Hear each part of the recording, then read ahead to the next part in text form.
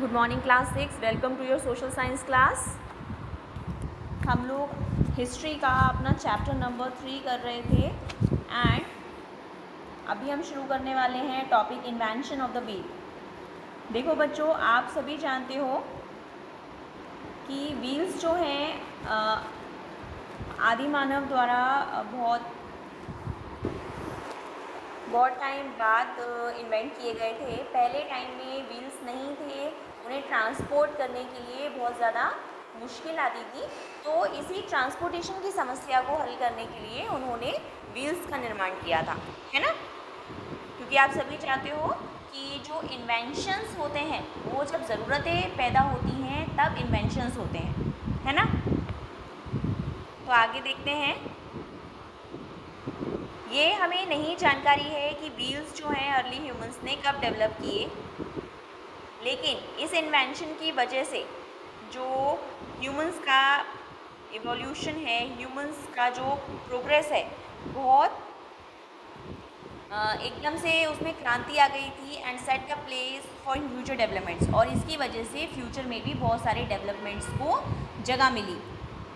The invention of the wheel was not immediate invention. Wheels का जो invention है वो एकदम से नहीं हुआ था और इसने काफ़ी समय लिया था। Perhaps people may have seen a log rolling down a path. हो सकता है कि जो लोग थे उन्होंने पहले जो लॉग्स थे, मतलब लकड़ी के जो बड़े बड़े लट्ठे थे, उन्हें रोल करते हुए देखा होगा और फिर उनके दिमाग में ये बात आई होगी कि वो इन लॉग्स का, जो वुडन लॉग्स थे, उनको अगर रोल करते हैं और उस पर कोई सामान रखते हैं जिससे उन्हें ट्रांसपोर्ट में इजी हो जाए, सामान को इधर से उधर ले जाने में फ्लैट सरफेस पर उनको आसानी हो। और धीरे धीरे इसी आइडिया को लेते हुए उन्होंने व्हील्स का इन्वेंशन किया होगा। जो ट्रांसपोर्टेशन के अलावा व्हील्स जो है, जो पहिए हैं, उनसे पॉटरी मेकिंग को भी काफ़ी सहायता मिली थी। पहले जो लोग थे वो मिट्टी के बर्तनों में ही खाना खाते थे, मिट्टी के बर्तन बनाते थे और मिट्टी के बर्तन बनाने में आप जानते हो एक पहिए टाइप की चीज़ का यूज़ होता है जिसकी हेल्प से वो लोग मिट्टी को डिफरेंट शेप्स देते हैं और बर्तनों का निर्माण करते हैं। आज भी ये काम होता है और इसकी वजह से, व्हील्स के इन्वेंशन की वजह से ही पॉटरी मेकिंग काफ़ी प्रभावित हुई थी। When early humans took to farming, they needed something to store the surplus production. जब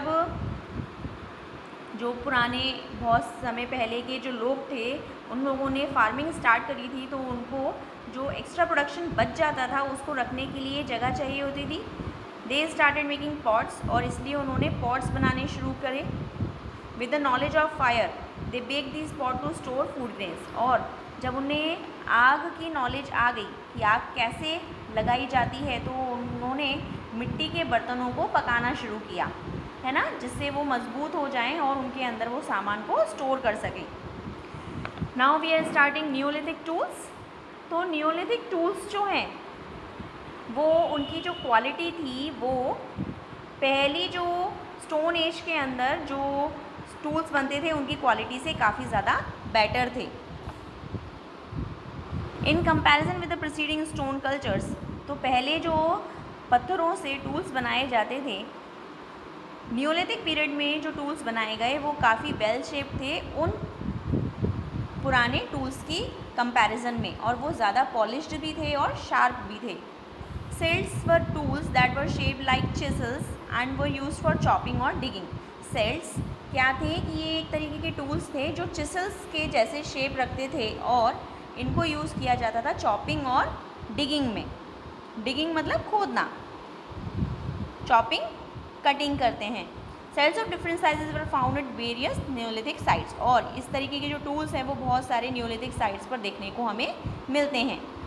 और फार्मिंग की जब शुरुआत हुई थी, जो लोग थे उन्होंने फिर कई तरीके के टूल्स यूज़ करने शुरू करे, जैसे axes, sickles, प्लोज।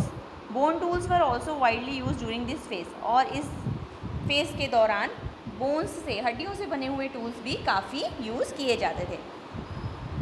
Neolithic revolution.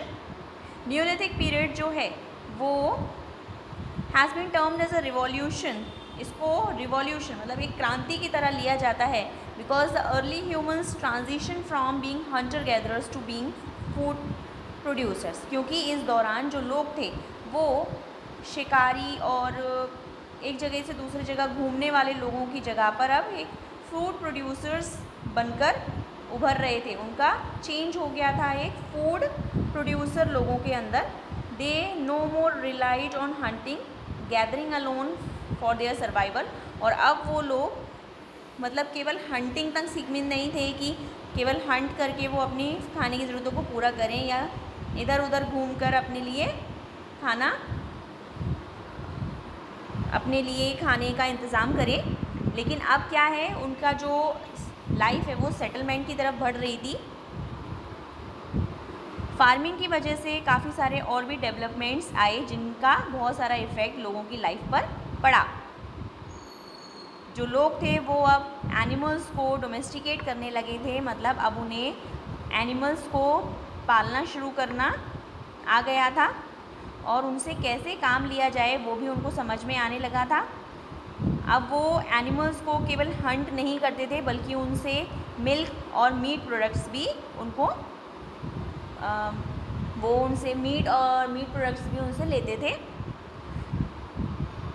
Neolithic जो पीपल थे उन्होंने एनिमल स्किन और हाइड्स का यूज़ करना भी सीख लिया था, और व्हील्स के इन्वेंशन के साथ उनकी ट्रांसपोर्टेशन की जो समस्या थी, ट्रांसपोर्टेशन में भी उन्होंने काफ़ी रिवॉल्यूशनाइज किया। और ये जो चेंज हुआ था उनका फूड गैदरर से फूड प्रोड्यूसर्स के अंदर, तो न्यूलिथिक पीपल जो हैं वो एक सेटल्ड लाइफ जीने लगे थे, और इसकी वजह से बहुत सारी कम्युनिटीज़ का डेवलपमेंट हुआ और पीपल जो हैं वो अब अकेले रहने की जगह पर अब ग्रुप्स में रहना शुरू कर दिया था उन्होंने। Living in groups also initiated the beginning of civilisation, और इसकी वजह से अब सिविलाइजेशन की शुरुआत हो गई थी क्योंकि लोग ग्रुप्स में रहना शुरू कर दिए थे और फार्मिंग कम्युनिटीज़ डेवलप हुई, सिटीज़ डेवलप हुए which were central to the growth of a civilization, और इसकी वजह से सिविलाइजेशन का जन्म हुआ। और growth of cities led to the formation of complex societies, और सिटीज़ की ग्रोथ की वजह से अब कॉम्प्लेक्स सोसाइटीज़ फॉर्म होना शुरू हो गई थी, which were then administered through a system of organization, और इस तरीके से एडमिनिस्ट्रेशन का सिस्टम भी अब उनको समझ आने लगा था। उनको एडमिनिस्ट्रेशन मतलब चीज़ों को कैसे एडमिनिस्ट्रेट करना है, उनको ठीक कैसे करना है, मैनेज कैसे करना है, वो सब भी अब लोग धीरे धीरे सीखने लगे थे। Now next one is chalcolithic age, period of history between 5000 BCE to 800 BCE, मतलब 5000 BCE से 800 BCE के बीच का जो पीरियड है उसे कैलकोलिथिक एज के नाम से जाना जाता है। और इस एज के अंदर बहुत सारे ग्रेजुअल चेंजेस देखने को मिले, जैसे स्टोन टूल्स, मेटल टूल्स के अंदर अब चेंज हो रहे थे, लोगों ने अब मेटल टूल्स बनाना सीख लिया था। और इस एज के अंदर, इस एज को हम कॉपर स्टोन एज भी बोलते हैं as an addition to stone, क्योंकि इस एज में स्टोन के साथ साथ कॉपर भी टूल्स बनाने में यूज़ की जाने लगी थी। स्टोन टूल्स जो थे मेटल टूल्स के कंपैरिजन में कम स्ट्रॉन्ग होते थे, तो अभी लोग मेटल टूल्स बनाने लगे थे जो काफ़ी स्ट्रॉन्ग थे और उनसे वर्क भी ज़्यादा तेज़ी से किया जा सकता था। हंटिंग, फार्मिंग एंड फिशिंग इस समय का मेन ऑक्यूपेशन था लोगों का। और chalcolithic cultures followed the bronze age Harappa culture, और कैलकोलिथिक कल्चर जो है उससे ब्रॉन्ज एज या हड़प्पा कल्चर आया। नेक्स्ट देखिए न्यूलिथिक साइट्स के बारे में यहाँ पर हमें दिया हुआ है। तो यहाँ पे न्यूलिथिक साइट्स एक हमें मेहरगढ़ दिए हैं, गुर्जा होम, Uttar Pradesh, Bihar, South India, Daojali, Hading and गवक अबरी, ये सारी न्यूलिथिक साइट्स हैं। इनके बारे में आप खुद पढ़िएगा बच्चों। एंड नेक्स्ट क्लास में हम नेक्स्ट चैप्टर शुरू करेंगे। Till then bye.